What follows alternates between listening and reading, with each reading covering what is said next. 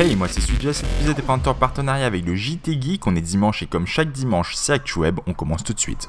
Lors de la Comic Con de New York, 200 heureux élus ont eu la chance d'avoir des bouteilles de Pepsi Perfect, c'est-à-dire le Pepsi qu'on retrouvait dans Retour vers le futur 2 en 1989 quand il est sorti en salle. Donc ces 200 heureux élus n'ont pas perdu le nord étant donné qu'ils ont compris que ce qui était rare et convoité se vendait très cher. Ce qui fait que les bouteilles se sont très rapidement retrouvées sur eBay en vente. Bien entendu, les prix sont exorbitants. Certaines bouteilles arrivent même jusqu'à 450 € la bouteille de Pepsi quand même.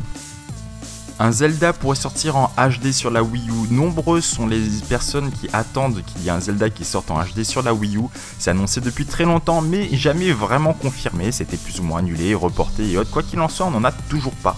Le fait est que là, il y a une nouvelle rumeur, bien entendu rien d'officiel malheureusement, mais il y aura un Zelda en HD. Le petit hic, c'est que c'est un remake de Legend of Zelda Twilight Princess qui est sorti en 2006, donc il y a quand même 9 ans quoi, mais voilà, on aura peut-être un Zelda en HD. Le 27 octobre sera la date à laquelle Overwatch aura sa première bêta fermée. Un jeu dont Blizzard arrive pas mal à nous teaser depuis un petit moment. Overwatch est un FPS développé par Blizzard qui se veut être différent des autres FPS.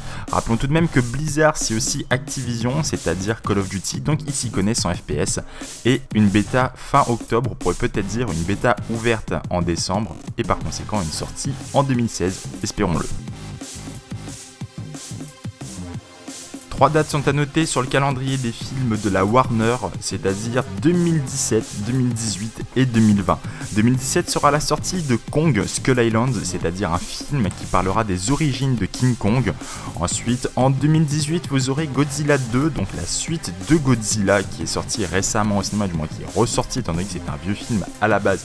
Et enfin, 2020 sera, pourquoi pas, écoutez, Godzilla versus King Kong, bah oui, ils sont comme ça les Warner, ils font dans l'original. Quentin Tarantino aime le cinéma, les cinéphiles aiment Tarantino et Tarantino sait le rendre comme il le faut. Son dernier film, The Hateful Eight, ou bien Les 8 salopards en français, sortira, du moins a été filmé en 70 mm et sortira en 2 versions. La version 70 mm pour les petits cinémas qui le diffusent encore et pour les gros cinémas, les multiplex et autres, il sera diffusé en version numérique. L'avantage de la version 70 mm, c'est que c'est la version dans laquelle le film a été filmé à la base et il sera un petit peu plus long. Donc amis cinéphiles, vous pouvez toujours chercher le cinéma dans lequel vous allez le voir pour en profiter au maximum. Sur ce, je vous dis merci de m'avoir suivi, à très bientôt pour la Select mercredi prochain, pour ActuWeb dimanche. Puis en attendant, merci de m'avoir suivi.